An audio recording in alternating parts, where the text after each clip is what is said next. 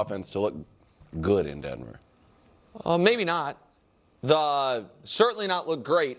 This is not a Patrick Mahomes go crazy type of game. This is actually, I think, a very similar game plan to the one I encouraged against Jacksonville, which, by the way, the offense did end up scoring a lot of points, and it would have worked, but Patrick made a huge mistake. Say it again? For both teams. Yeah, I would have gotten there, but thanks, KW.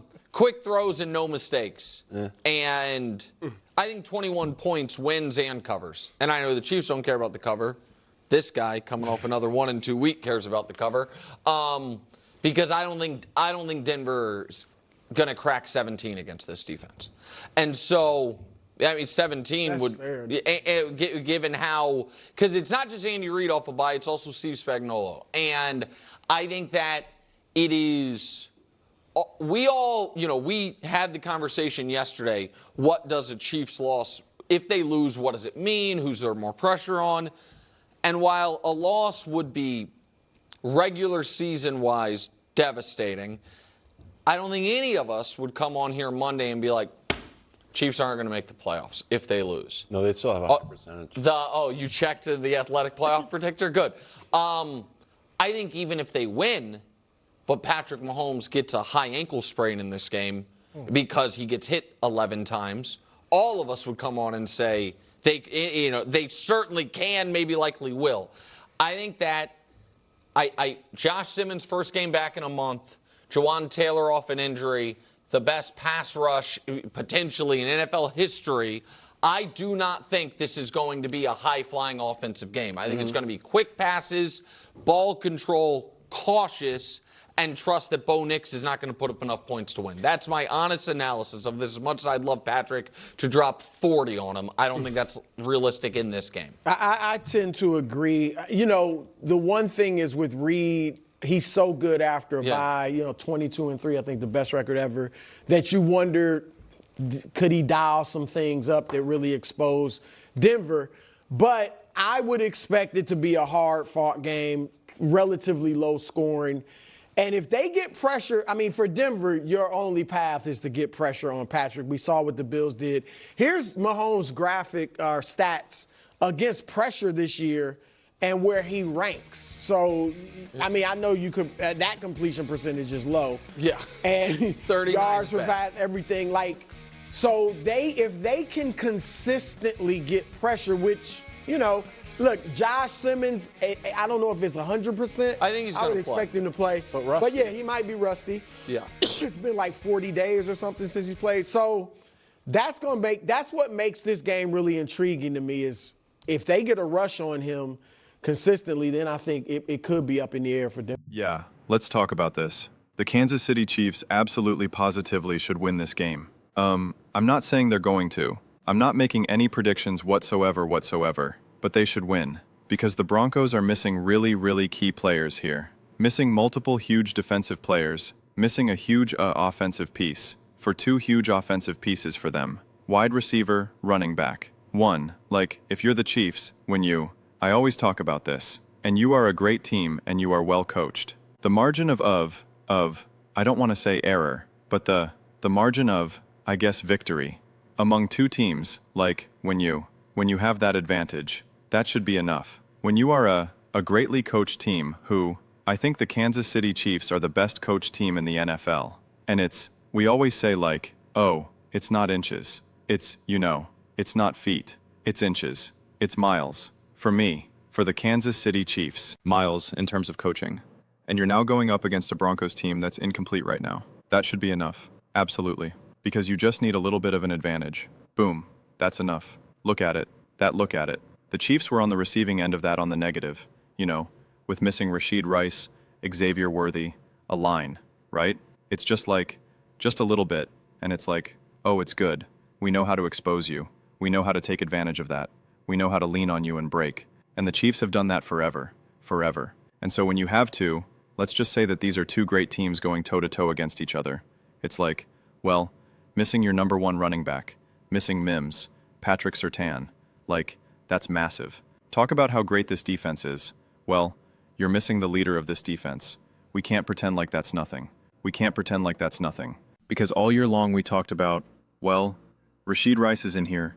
Xavier Worthy's not here. Simmons is in here, right? And it's all valid. It's all valid. It becomes a little less valid when you're going up against lower teams. It's like, I expect you, even if you're not fully healthy, to be able to beat the Raiders, to beat the Giants, right? Like, I understand that. But if you're going up against another great team, when you're missing your guys, part of the guys that truly make you the Chiefs, the Broncos, the Eagles, it matters. How can it not? That's why you pay these guys tens of millions of dollars. If it didn't matter, then you wouldn't have to pay someone $150 million. You just wouldn't. You wouldn't do it. You'd say, no, we're okay.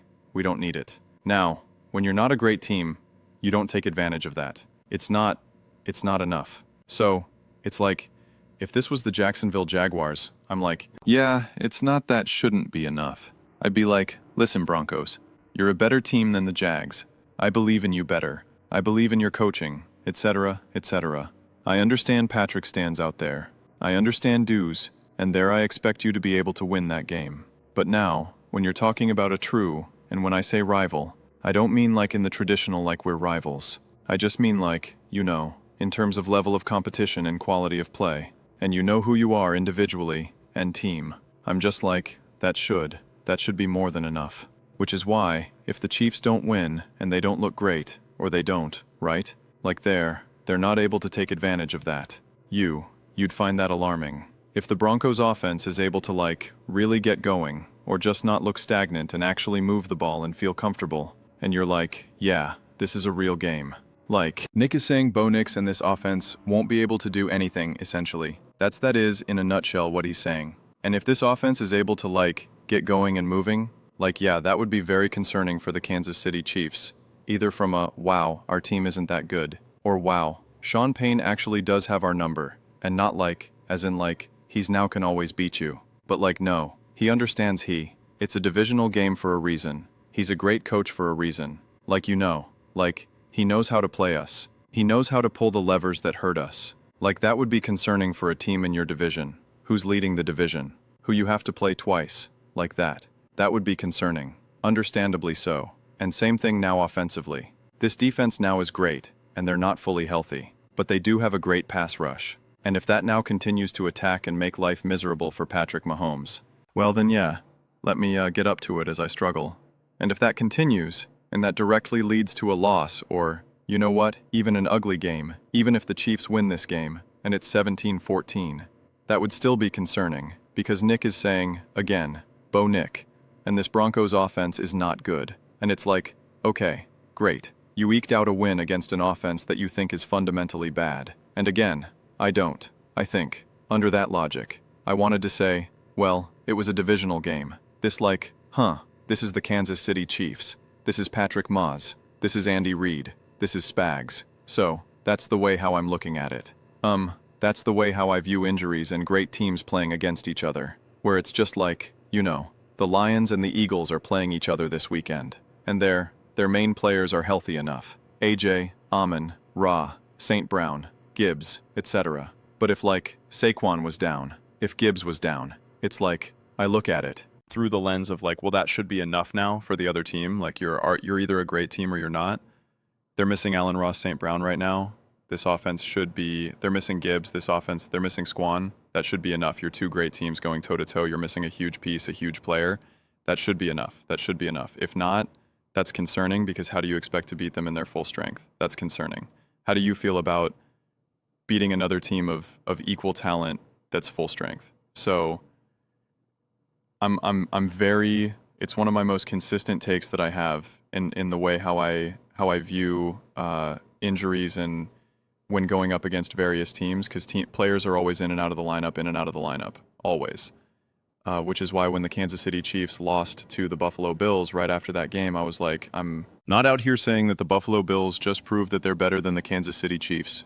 I'm like, I'm not making that claim at all. And so, that's kind of my mentality and how I'm viewing this game right now between the Broncos and the Chiefs. And either way, it's interesting. Either, no matter what the outcome, it will be telling. Because, to be clear, let's say the Broncos got rolled by the Chiefs. I wouldn't say, well, the Broncos were injured. What do you want them to do? It's like, that's not the take either. To me, It's very much quality of play, and this, and, you know, but if the defense doesn't look as good, and you're just like, yeah, I can see that. But also, it would be concerning if like, okay, the defense maybe wasn't as good with like a Patrick Zoffin or whatever, but they couldn't really generate a pass rush. It's like, well, okay, well, that is concerning. Or, you know, whatever it is. If you have some moments where Patrick Mahomes is able to be Patrick Mahomes, and Andy is able to be Andy, and they're able to, you know, put some points on the board, you're just like, yeah, well, that's to be expected. Those moments are going to happen.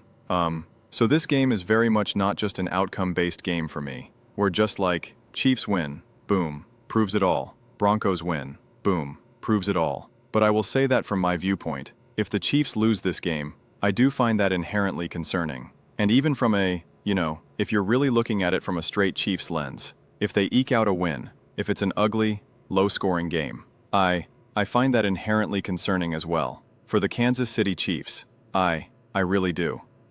So it's going to be interesting. I'm excited for this game. I'm excited for this game. I feel like no matter what happens, no matter who wins this game, a lot of people are going to be coming to this channel and they're going to, especially if the Chiefs win, people are going to want to yell at me and say, haha. And it's just like I've been saying that the Kansas City Chiefs have been a top team the entire season, even when they were winless. So, you know, it's a little confusion here. But also, you know, if the Broncos win, it's just going to break everyone's brains. Like again, like Nick and just everyone in the media, like they're going to really struggle to understand how that happened. And I think it would be a major if the Broncos look noticeably better against the Kansas City Chiefs and they have, say, against the Jets, the Giants even. I know they had the comeback, but just start to finish against the Raiders. It's like that means something. That means something. Even let's say this game turns into a high-scoring game, relatively speaking, you know, 32-28 or something. That should also be concerning then for the Kansas City Chiefs, because you just let Bo Nix and Sean Payne in this offense that hadn't been able to do much of anything get after your defense, right? So it's just like, this is going to be so fascinating. There's no right or wrong way to really unpack this. Going into the game, this is definitely just like, you gotta just wait and see how this game legitimately unfolds to actually draw any relevant conclusions. As much as we love to talk about games going into the weekend, it's just like, this is definitely just by definition of just wait and see. You gotta just wait and see what happens. Maybe it's a 10-7 game. Maybe it's a 43 game, a field goal and 2 safeties, and we're just like, we learned a lot this game. And maybe, you know, like we got such great football games this weekend. That's all I can think about, is that we got such high-quality games coming, and we're almost there. Man, we're so close. Just a couple days away. It's going to be box office. I might live stream maybe tomorrow or on Sunday. I don't know. I'll think about it. But let me know your thoughts in the comments below. I read every single comment. It's whether you agree with me or disagree with me. Either way, let's get in some discussions. Let's get in some fights. But ultimately, let's just have some fun. Please do consider subscribing. We're building an amazing community here and absolutely love to see you part of it. I want to build something that we all generally feel connected to. Something that we're really excited to be part of. I think we're well on our way to doing it. Please don't forget to give this video a thumbs up as it really does help the visibility and the algorithm. Thank you so much.